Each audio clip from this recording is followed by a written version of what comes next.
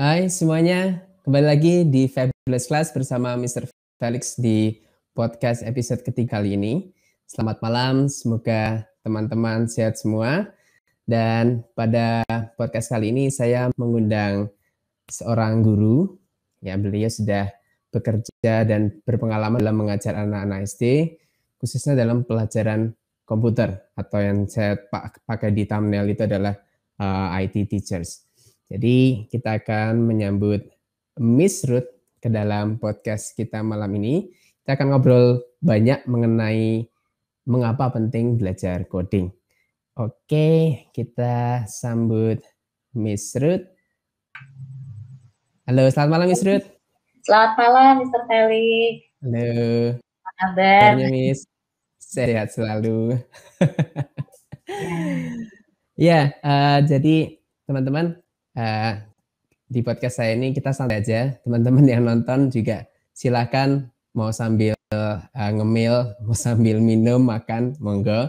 Kita ngobrol santai juga nanti. Hari ini Miss Ruth juga akan berbagi hal-hal yang cukup menarik, khususnya mengenai pembelajaran komputer, ya, dan udah hubungannya dengan coding. Jadi hari ini pokoknya stay tune aja sampai nanti banyak hal yang bisa kita pelajari. Oke, Miss Ruth, Miss Ruth sudah mengajar komputer berapa lama, Miss Ruth? Kalau komputer sendiri mungkin sekitar 8 tahun ya. 8 tahun, Miss ya. 8 tahun, ya. 8 tahun. Wah, sudah lama sekali. Ya, khususnya di sekolah dasar ya, di SD. Jadi memang khusus untuk mengajar anak-anak SD tentang keterampilan komputer ya. Iya, betul. 8 tahun yang lalu dulu komputernya sama ada bisa dipakai sama sekarang?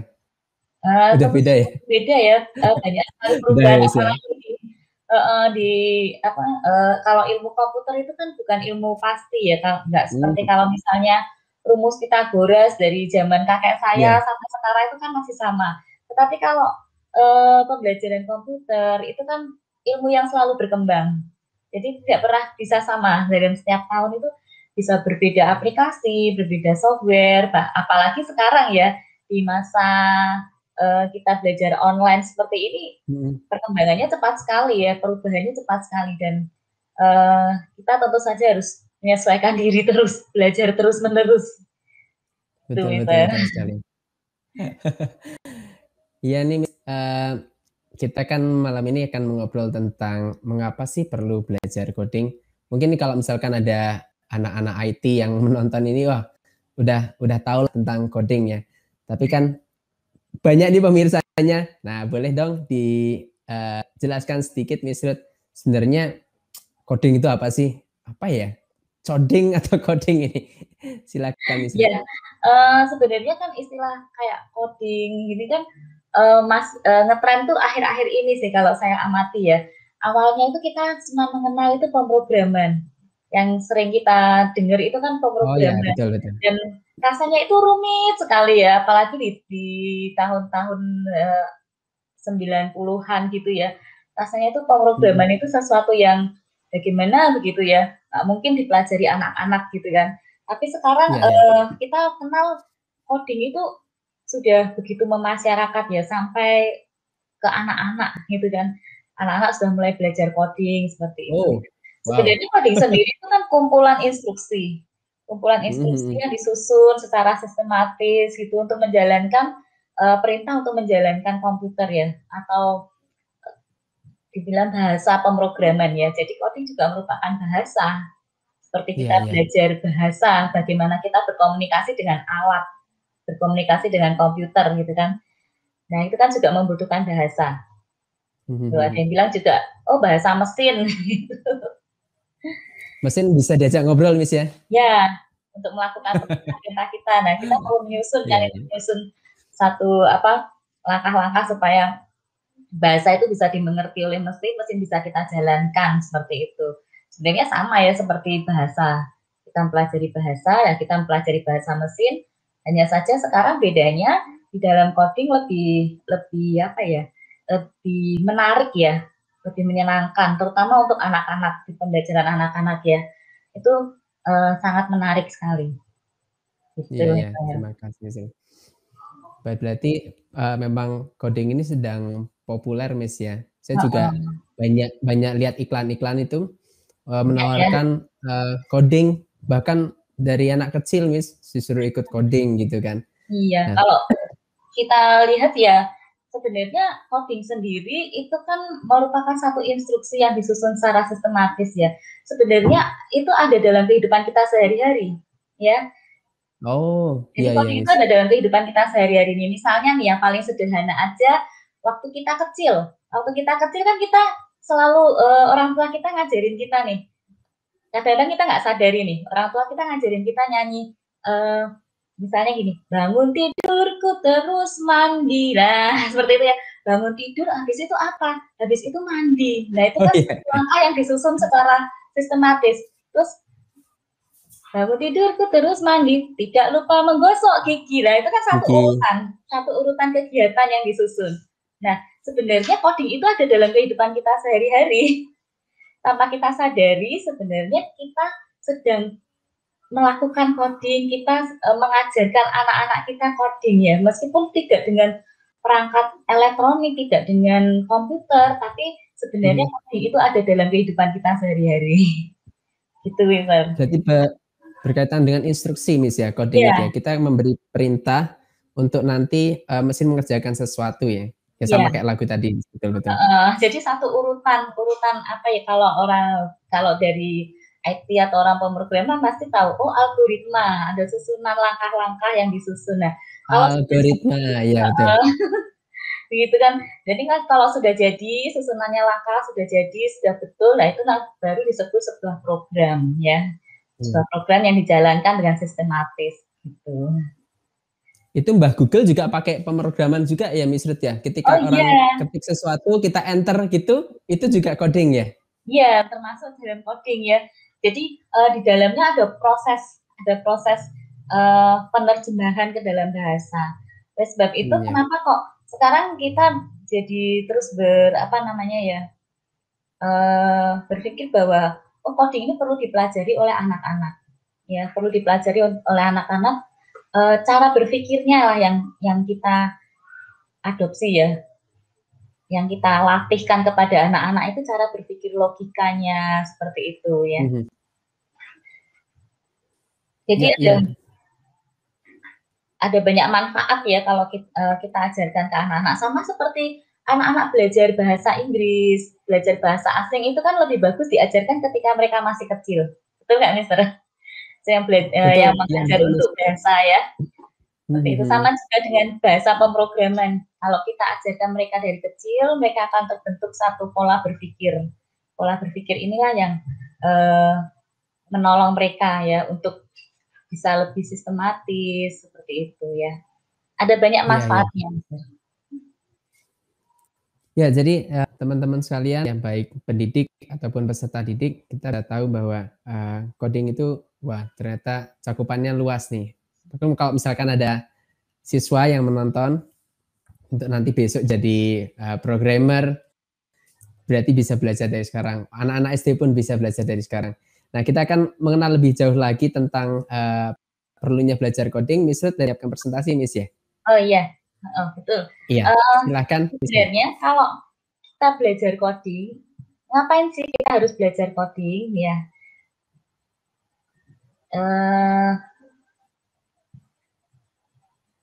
Ada beberapa hal yang perlu yang bisa kita pelajarin ya ketika kita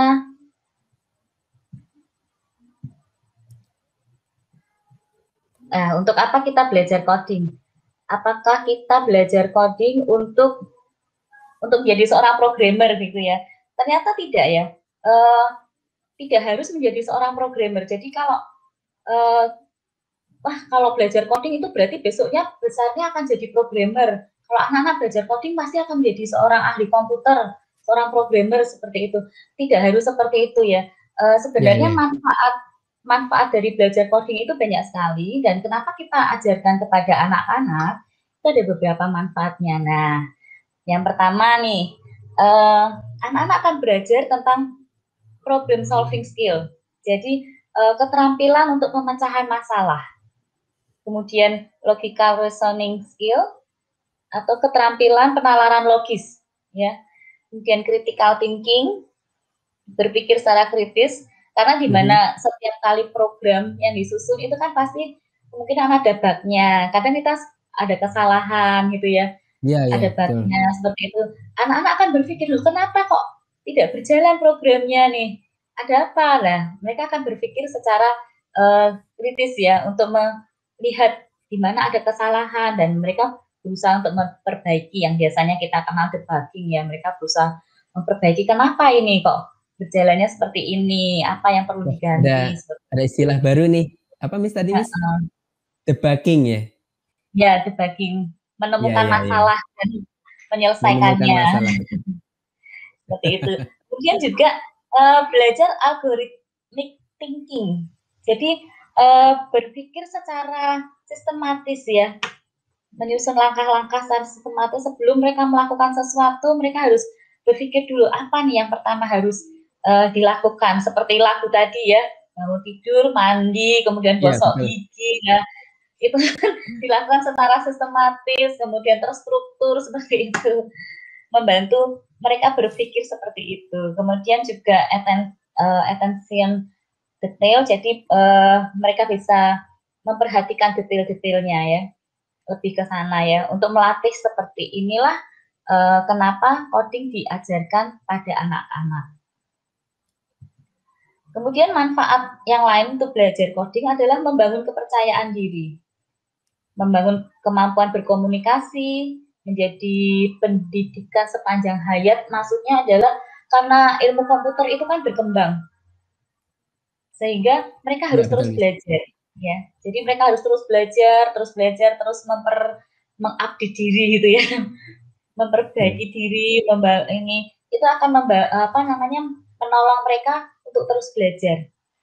Kemudian juga membangun kemampuan wirausaha ya, jadi gimana anak-anak tidak hanya sebagai konsumtif ya, jadi kalau mereka main game itu kan ibaratnya mereka hanya mengkonsumsi aja, tetapi ketika mereka belajar coding, mereka akan terdorong untuk membuat game sendiri, menciptakan game sendiri, nah seperti itu ya. Keren. Kemudian juga berpengalaman kerja dalam tim atau berkolaborasi. Jadi dalam pembelajaran coding memang ada beberapa hal yang kita bisa berkolaborasi dengan orang lain, dengan teman yang lainnya, menerima masukan seperti itu. Ya, kemudian juga anak-anak bisa mengekspresikan diri dari game yang mereka buat, dari coding yang mereka susun, itu mereka bisa mengekspresikan diri. Kemudian juga melatih kemampuan untuk fokus. Nah, ini Mr. Felix, jadi hal-hal yang sangat bermanfaat. Kenapa kok anak-anak perlu mempelajari coding? Gitu. Iya betul Miss Ruth. Ini kan anak-anak juga sangat mengandrungi games ya Miss ya. Iya betul. Kadang memang, ya saya juga berpikir daripada mereka hanya sekedar main, kenapa enggak mereka juga berpikir gimana caranya membuat game tersebut. Nah, kira-kira anak-anak bisa nggak sih Miss untuk bisa ke arah tersebut Miss? Nah, memang yang pertama ketika mereka belajar coding itu kan juga diperkenalkan pola berpikirnya dulu, pola logikanya dulu, algoritmanya dulu seperti apa. Kemudian di masa-masa ketika kita pembelajaran online seperti ini, di dalam program-programnya pun juga ada tentang keamanan berinternet, keamanan online seperti itu juga diperkenalkan. Jadi sangat bermanfaat sekali, dan anak-anak juga kemasannya sudah beda ya. Kalau mungkin teman-teman yang belajar program orang-orang dewasa gitu ya, mungkin sudah dengan sintak-sintak kode-kode yang perintah-perintah yang terketik seperti itu, tetapi ketika anak-anak belajar coding itu kemasannya berbeda misalnya. Jadi kemasannya itu seperti mereka bermain game, Seolah-olah mereka bermain game sambil digiring pelan-pelan ke arah logika. Sederhana sekali. Makanya kenapa kok di dalam program-programnya itu diajarkan ketika anak mulai TK. Di usia TK sudah bisa belajar coding. Dari TK, Misi? Iya, dari TK bisa diajarkan menggunakan coding ya. Dan sampai kemudian timbul kekhawatiran, loh, nanti anaknya terpapar screen terus. Nah, ini memang sebuah pilihan ya. Kita nggak bisa menghindar anak tidak terpapar screen, tetapi apa yang dia lihat, apa yang dia kerjakan kan kita bisa pilih. Kita lebih suka dia bermain game atau kita lebih suka dia belajar membuat game. Nah, ini kan juga pilihan. Gitu ya. Dan anak-anak bukan anti game ya, anti berarti nggak jangan main game Kak ya. Kalau mereka main game itu kan memberi inspirasi juga ya. Nah, dari inspirasi itu mereka bisa berimajinasi, kemudian mereka menuangkannya dalam coding ya. Mereka membuat game mereka sendiri sesuai dengan apa yang mereka pikirkan, apa yang mereka bayangkan gitu ya. Jadi lebih customize gitu. Iya, betul Miss Ruth. Miss Ruth, ini kan materi coding ini, saya dengar dari Miss Ruth sendiri, baru muncul di kurikulum yang sekarang nih Miss Ruth ya, yang sekolah Miss Ruth ajar. Miss Ruth mengajarkan tentang coding ini. Sebenarnya apa sih yang membuat Miss Ruth tiba-tiba bisa punya ide nih dengan coding? Ya, awalnya kan kita hanya mengajarkan aplikasi yang digunakan ya, seperti namanya Office seperti itu ya, yang mereka gunakan untuk pembelajaran ya, yang biasa dipakai dalam pembelajaran ya. Kalau di anak-anak SD sendiri sebenarnya kalau di pembelajaran komputer sebenarnya kan itu satu keterampilan ya, bagaimana mereka mengoperasikan yang paling dasar, mengoperasikan keyboard, mengoperasikan mouse, kemudian kita pakai pembelajaran itu menggunakan aplikasi Office misalnya ya, untuk mereka terampil menggunakan keyboard dan mouse seperti itu. Nah, tetapi selain mereka belajar untuk menggunakan aplikasi, mereka juga perlu belajar bagaimana cara kerja komputer itu, bagaimana mengoperasikan komputer itu, apa sih yang terjadi di dalam komputer mereka, gimana sih anak-anak yang kritis biasanya mereka nanya ya, loh, gimana sih bisa ada aplikasi, gimana sih cara membuatnya aplikasi, kok kita pakai aplikasi siapa yang buat gitu kan, buatnya pakai apa, terus nanti kalau sudah bahasa pemrograman siapa yang buat bahasa pemrogramannya. Nah, seperti itu ya, pertanyaan seperti itu akan berkembang ya, dan ini sangat menolong sekali ya untuk kita mengajarkan kepada anak-anak bagaimana mereka tidak hanya menggunakan aplikasi, tapi bagaimana mereka bisa paham cara kerja dari aplikasi itu. Nah, pada anak-anak kita sangat apa ya, kemasannya itu sangat sederhana sekali ya. Misalnya dari beberapa contoh ini apa namanya, aplikasi coding yang saya pakai di sekolah ya, yang kita pakai di sekolah itu, kita biasanya misalnya kalau kita menggunakan yang .org seperti ini ya, anak-anak hanya melatih mereka untuk ngeklik aja nih. Wow, ini bagaimana caranya ngeklik. Nah, seperti ini. Jadi tidak sesuatu program yang rumit seperti itu enggak ya, tetapi kita membuat lebih sederhana. Jadi ini kan sebenarnya melatih penggunaan mouse, bagaimana menggeser, menempatkannya. Nah, sampai pada suatu titik di mana mereka juga belajar bagaimana sesuatu nih. Misalnya nih, mereka belajar menggunakan perintah. Nah, kalau kita lihat dari sini, nah di sini ada yang harus disusun nih, harus dibuat nih, contohnya nih seperti ini ya. Ada panah ke kanan dan panah ke kiri. Kenapa sih di keyboard ada panah kanan dan panah kiri, itu fungsinya untuk apa begitu ya? Nah, di sini mereka akan belajar nih, contohnya seperti ini. Ketika ada when left arrow, berarti kita akan memfungsikan panah ke kiri, tentu kita akan isi dengan perintah bergerak ke kiri. Kalau perintah bergerak ke kanan, kita akan isi dengan perintah bergerak ke kanan. Nah, ini secara logika seperti ini. Sehingga kalau kita jalankan saran seperti ini ya, kita klik panah ke kiri, maka objek akan bergerak ke kiri. Kalau kita klik ke kanan, objek akan bergerak ke kanan. Nah, sebenarnya ini kadang-kadang saya juga geli ya. Sebenarnya inspirasinya itu ketika kita ada di jalan raya ya. Kadang-kadang kita sering melihat itu orang naik kendaraan begitu ya, ratingnya ke kiri, beloknya ke kanan, atau ratingnya ke kanan, beloknya ke kiri. Waduh, saya kadang ini mungkin waktu kecil nggak belajar coding ini. Berarti perlu instruksinya berbeda ya, Miss. Seperti Instruksinya kok beda. Ratingnya ke Nah, seperti itu kadang-kadang kita lihat itu baru hal yang sederhana. Baru hal yang sederhana ya kayak kehidupan sehari-hari. Ternyata coding itu ada dalam kehidupan sehari dan perlu diajarkan, perlu dibiasakan ya. Dibiasakan dalam apa ya, dibangunlah logikanya pada anak-anak seperti itu. Ya betul sekali, Miss. Logika berpikir penting ya. Iya, logika berpikir.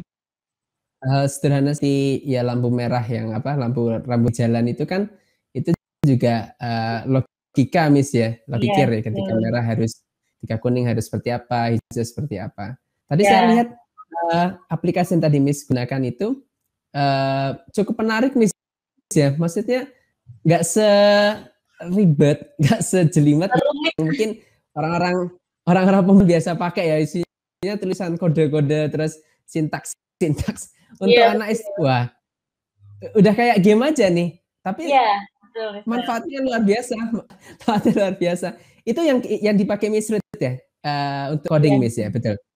Iya. Jadi memang kalau kita membayangkan awalnya pemrograman itu penuh dengan tulisan-tulisan yang rumit, kemudian kurang titik sedikit programnya jadi nggak jalan, kurang panah, kurang sintaknya salah sedikit aja udah error, itu nggak bisa jalan. Kita membayangkannya nggak seperti itu kalau untuk anak-anak ya. Kita udah disederhanakan ya oleh pembuat aplikasi, disederhanakan menjadi blok-blok perintah ya, blok-blok common seperti itu. Nah, menariknya aplikasi yang ada sekarang sangat menarik ya. Jadi bisa untuk anak-anak nggak merasa mereka belajar coding, tapi mereka merasanya mereka sedang main game. Dan itu satu tantangan gitu ya, satu tantangan. Kemudian, gimana menyelesaikan teka-teki ini? Nah, seperti itu ya. Jadi itu sangat menarik sih buat anak-anak. Ya, dan yang lebih seru lagi itu bisa diajarkan secara online gitu. Ya, betul sekali Miss. Ini nggak tahu Miss ya, untuk guru komputer yang kan biasa mengajarkan anak tentang komputer ya, waktu pas sebelum pandemi anak-anak ada di ruang komputer. Nah, menurut Miss Ruth sendiri, ini tantangan nggak sih Miss untuk guru IT ya, khususnya guru komputer ngajar online itu gimana Miss? Iya, iya. Awalnya nih, wah gimana ya ngajarnya ya? Wah kita semua menyesuaikan diri ya. Dari yang offline semuanya ada kita temui gitu ya. Kalau anak nggak bisa kita deketin, kita lihat gitu ya. Tetapi sekarang kita jauh-jauhan begitu ya. Kita nggak tahu nih mereka bukanya apa seperti itu ya. Tapi kita ya kadang-kadang kita penasaran juga nih, ini lagi ngapain ya ini anaknya ada tetapi kok nggak ini gitu kan. Kita nggak bisa amati langsung apa yang mereka kerjakan. Ini memang satu tantangan tersendiri ya bagi guru komputer ya, apalagi dengan device yang berbeda, tidak standar ya. Kalau misalnya dalam lab komputer kan kita bisa sama nih, sama semua ya. Tetapi belajar online di rumah masing-masing tentu device-nya beraneka ragam ya. Memang kita berusaha ya untuk mencari satu aplikasi yang tidak membutuhkan harus menginstal dengan standar hardware tertentu, dengan device tertentu ya, tidak seperti itu ya. Nah, kita mencoba mencari yang online ya. Kebetulan ada beberapa aplikasi yang untuk coding bisa dikerjakan oleh anak-anak. Itu ada beberapa aplikasi yang sifatnya online ya, yang basicnya adalah online. Nah, saya biasanya memakai ada beberapa sih, ada Scrap, yang online. Kalau dulu scrap-nya ada di lab ya, sekarang kita pakai scrap yang online. Kemudian juga yang saya pakai untuk mengajar anak-anak itu saya menggunakan Code.org ya, itu online dan cukup cukup membantu ya. Jadi bisa diintegrasikan dengan Google Classroom gitu ya. Jadi kita bisa amati anak-anak juga, karena dia online kita bisa lihat nih anak ini mengerjakannya seperti apa. Kita bisa amati dia mengerjakan dari jam berapa, itu kita bisa lihat sangat detail gitu ya. Oh iya. Itu real time juga, Miss? Real time juga. Jadi ketika anak mengerjakan, kita bisa amati dia sampai mengerjakan di level yang mana. Kemudian ada reportnya ya. Kalau reportnya nih, oh dia udah mengerjakan dengan baik gitu ya. Biasanya ada simbolnya begitu, hijau tua. Kalau masih hijau muda dia udah ngerjain tapi masih salah, kita bisa lihat gitu ya. Di mana kesalahannya? Di jam berapa dia melakukan perubahan di dalam pengerjaannya, ini bisa kelihatan sekali sampai jamnya gitu ya. Jadi kita bisa tegur nih anak-anak yang kayaknya ngerjain tapi enggak loh, kok belum ngerjakan gitu bisa ya. Asik sekali gitu ya. Jadi kita bisa benar-benar terjun ya. Apalagi sekarang anak-anak kan sudah bisa. Jadi ketika mereka share screen gitu ya, mereka ada kesulitan, mereka share screen, kita bisa langsung pandu dari tempat kita mengajar ya. Kita langsung pandu, kemudian kita lihat progres-progresnya. Gitu kira-kira Mister Felix. Wah, ini jadi ide nih untuk komputer yang ada di luar sana, bisa mengaplikasikan pembelajaran coding ya. Karena memang di masa pandemi guru TIK ini bekerja luar biasa mencari-cari sesuatu yang harus bisa diterapkan ke anak-anak. Karena kalau komputer kan sistemis ya, jadi harus betul ya. Kalau salah ngeklik nanti hasilnya nggak sesuai. Dan ini luar biasa ada pembelajaran seperti ini ya tentunya pakai Zoom ya, Miss ya. Kita ada platform Zoom untuk bisa mengajar. Jadi aplikasinya tadi apa namanya, Miss? Ada dua yang biasa kita pakai ya. Yang pertama itu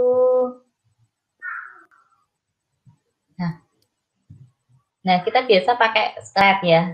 Skype ini ada yang offline, ada yang online. Kita bisa gunakan yang online. Kemudian juga untuk Code.org. Ini cukup menarik ya, bisa mulai dari anak-anak TK ya, seperti yang tadi saya tunjukkan ya. Mulai dari anak TK, sudah disusun materinya sedemikian rupa ya, sudah runtut ya. Kurikulumnya sudah ada. Kemudian juga guru juga ada lesson plan-nya di situ, jadi apa yang harus diajarkan kepada anak-anak. Dan yang terbaru itu yang mulai di tahun 2019, versi yang tahun 2019 itu mereka juga mengajarkan keamanan berinternet. Jadi bagaimana anak-anak itu juga dibentuk ya, dilatih bagaimana mereka tetap aman ketika mereka online. Seperti itu ya. Ada materi-materi tentang digital citizenship ya, sehingga mereka bisa tahu sih apa yang harus aku lakukan sih kalau ketika aku online itu ya. Ya kita sebagai guru kan juga sama ya, Mister ya, kalau kita melindungi anak kita, menjaga anak kita ketika mereka ada di tempat umum, ketika mereka ada di sekolah, sebenarnya sama, kita sebagai guru juga punya satu tanggung jawab untuk melindungi mereka ketika mereka ada di online. Itu. Ya, Miss. Karena internet emang kita tidak bisa membatasi ya, misalnya, tapi memonitor bisa ya. Ya, anak-anak perlu kesadaran bahwa ketika mereka online itu mereka tidak free, bebas begitu enggak ya. Saya seringkali ajarkan ke anak-anak bahwa mereka itu enggak sendiri, mereka seperti pergi ke tempat umum tapi mereka enggak sendiri, mereka ada pendampingan. Pendampingan orang tua, ada pendampingan guru yang bisa kontrol mereka, jadi mereka nggak bisa suka-suka begitu pergi berkeliaran kemana-mana gitu. Saya suka bilang gitu ya, anak-anak kalau kalian sedang pembelajaran online, kemudian kalian buka yang lain, itu sama seperti kalian berkeliaran sendiri, bisa tersesat juga. Seperti itu juga kita ajarkan juga ya, jadi pola berpikir itu yang penting, mengubah pola berpikir. Nah, di samping karena kan memang codingnya ini diajarkan online, jadi memang kita harus kasih juga dasar-dasar mereka supaya mereka tetap aman ketika mereka online. Gitu, Mister. Jadi ada di kurikulumnya, sudah disusun rapi begitu, ada lesson plan-nya, jadi guru bisa mempelajari, kemudian bisa mengikuti apa yang harus diajarkan ke anak-anak gitu. Jadi sudah materi siap ajar ya, Miss ya, yang di Ya, aplikasi tersebut ya. Iya Ya, betul, ada materi siap ajarnya. Tadi, ya tadi yang disampaikan Miss juga menarik, Miss, mengenai anak-anak ya dalam berinternet, dalam browsing sesuatu, mereka memang tidak sendiri di sana. Nah, Iya. ini apakah bisa jadi fokus Miss Ruth untuk para guru komputer dimanapun mereka berada untuk mengajarkan anak tentang hal tersebut, Miss Ruth? Iya, betul sekali, Mister. Karena kita mesti mengajarkan juga bahwa ketika mereka online itu mereka juga punya ada aturan-aturan, ada juga etika-etika yang harus mereka pelajari. Jadi sama seperti di dunia nyata, sebenarnya di dunia online pun tuh ada aturan-aturan yang mereka mesti pelajari. Yeah. Saya suka gambarkannya begini kalau di anak-anak ya, terutama anak-anak kelas kecil ya, kelas 1, kelas 2, saya suka gambarkan seperti kalau kalian pergi ke tempat umum, kalian kan nggak mungkin pergi sendiri. Ke mall begitu kan nggak mungkin sendiri, pasti dengan orang tua, pasti dengan orang dewasa yang mendampingi.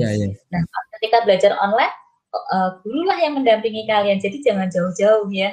Seperti itu saya ajarkan segala sesuatu mereka harus izin dengan orang tua. Ketika mereka membuka YouTube, ketika mereka browsing, itu mereka harus izin pada orang tua karena mereka adalah anak-anak, atau izin pada guru, seperti itu ya.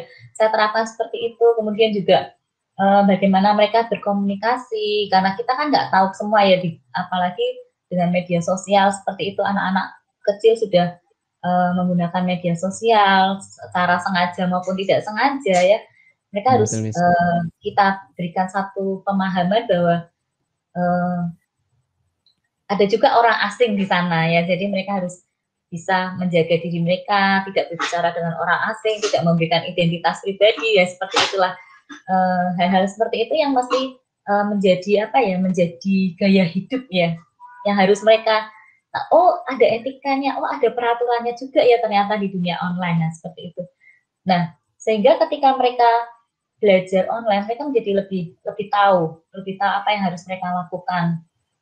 Dan karena kita nggak bisa lepas ya dari pembelajaran online, bahkan sekarang coding pun kita ajarkan secara online. Dan kita harus sadar ketika mereka mengerjakan sesuatu itu ada yang mengamati, ada yang melihat. Nah, ini penting banget nih, ada guru yang bisa mengontrol mereka nih. Kesadaran itu yang mesti ada nih pada anak-anak. Kalau kita berinternet, kita merasa kita sendirian ya, Miss ya. Iya, aman lah, nggak ada yang tahu gini. Ternyata akses kita masuk itu kan bisa dilacak, Miss ya. Kayak misalkan kita memberikan informasi pribadi ya, nomor HP, alamat rumah gitu di form tertentu ya. Itu kan perlu tahu sejak dini ya. Jadi mereka tahu bersikap ya. Itu kan digital citizenship juga ya.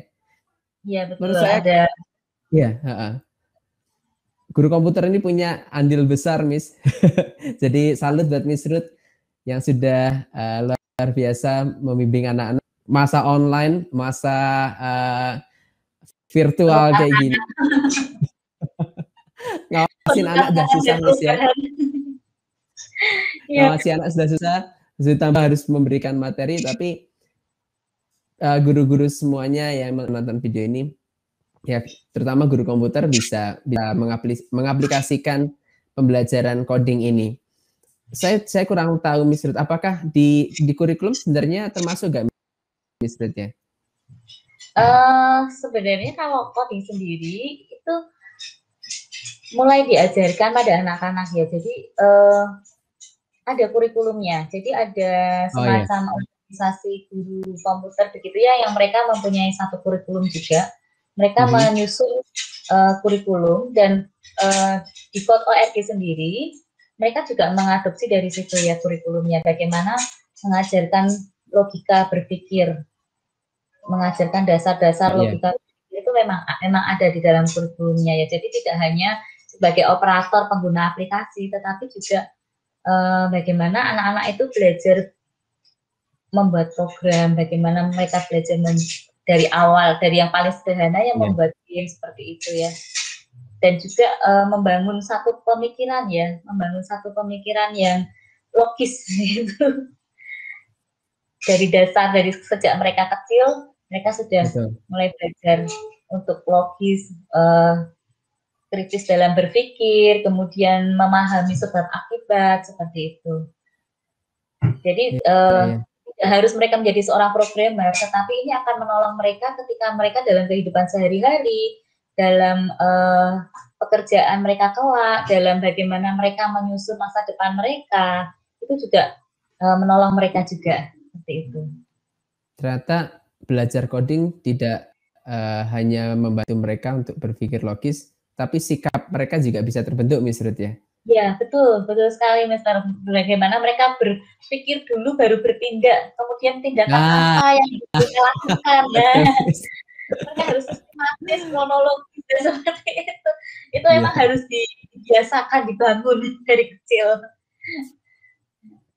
Gitu, ya, Miss, untuk aplikasi yang tadi, mungkin nanti para teman-teman sekalian, saya akan taruh linknya untuk para guru komputer ataupun guru kelas atau orang tua yang mau mengajarkan anak-anak itu free ya, Miss ya, tadi ya, yang aplikasi yang miskin. Saya akan taruh di deskripsi dan nanti diakses sendiri bagi teman-teman sekalian. Nggak terasa sudah di penghujung acara. Ada tambahan lagi, Miss Ruth, mengenai materi kita hari ini? Ya, untuk semua guru-guru ya, kita tetap semangat ya di kondisi apapun, apalagi ini guru komputer ya, kita dituntut untuk terus bergerak maju begitu ya, terus berkembang ya.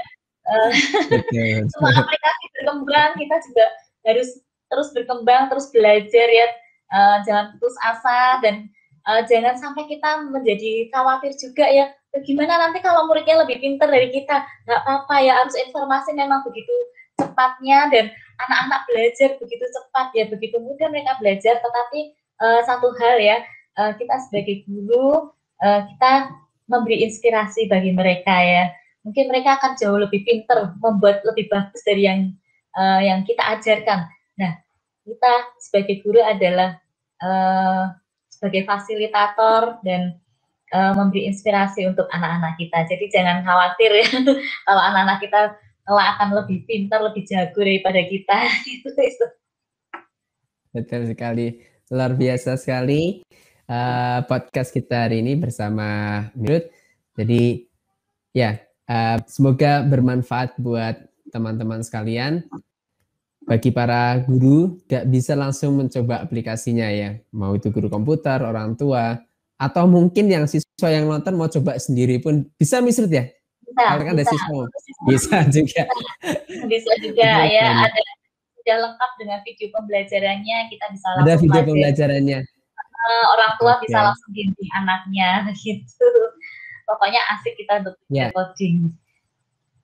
Jadi jangan lewatkan kesempatan teman-teman sekalian mengembangkan diri ataupun membantu anak-anaknya bisa lebih baik ke depannya dalam berpikir logis, dalam bersikap melalui pembelajaran coding. Jadi ini manfaatnya begitu banyak sekali. Terima kasih Miss Ruth untuk hadir di acara podcast kecil-kecilan saya ini.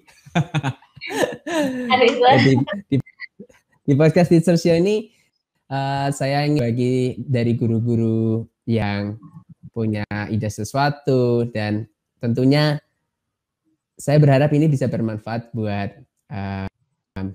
guru-guru di luar sana yang menonton video kita kali ini. Jadi kita akan tutup podcast kita hari ini. Selamat malam Miss Ruth, terima kasih atas waktunya. Sampai berjumpa kembali. Sehat-sehat selalu. Terus selamat malam, salam berkarya. Oke, sip. Baik.